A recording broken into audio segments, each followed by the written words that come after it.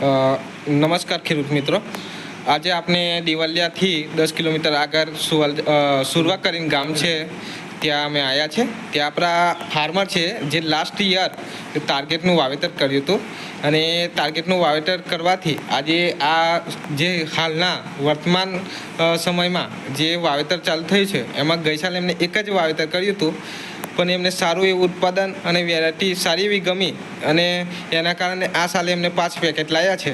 તો આપણે ફાર્મરને જોડે ચર્ચા કરી કે એવું શું એમને ગમ્યું આપણી વેરાયટીમાં કે જે બીજી વાર રિપીટ થયા અને 5 પેકેટ લાવ્યા છે ને હજી લાવવાના છે. બોલો, આ વેરાયટીમાં તમને શું એવું લાગ્યું કે તમે વેરાયટી બીજી વાર ખરીદી કે તમારે કરવાનું મન થયું? આમાં વેરાયટી જેવું છે કે મોટું જીંબુ છે, જીનો બી ફાયદો, વજનનો બી ફાયદો, લગભગ 9 ક્વિન્ટલ કપાસ પાક્યો પૂરાનો. ઓકે કોરત. ઓકે, અને પિયાત આપ્યું હોય તો એના કરતાં મજા આવી જતી. વીનમાં કેવું હતું? વીનમાં બી બહુ મસ્ત અને ખાવામાં બી બધી વાતે. અને જીનવા કેવા હતા?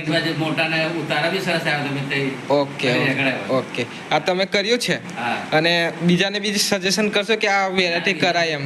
કીધું ને બહુ જ એમને કીધું અમે. હા, બિયારણ વાવો તો બહુ સારું રહેશે એમને. તો આ આપણે ગિરીશભાઈના પપ્પા છે જેમને ગઈ સાલ સુપર ટાર્ગેટનું વાવેતર કર્યું હતું અને ઉત્પાદનમાં સારું રહ્યું, વીણવામાં બી સારું રહ્યું અને જીનવાનું પ્રમાણ બી સારું રહ્યું, જેને લઈને એની પર આકર્ષિત થયા છે અને 5 પેકેટનું વાવેતર કર્યું છે. એમનું ટોટલ ઓવર 14 પેકેટની અંદર આવે છે. એમાંથી આપણા 6 થી 7 પેકેટ એ વાવવાના છે ટાર્ગેટ સુપર ટાર્ગેટના.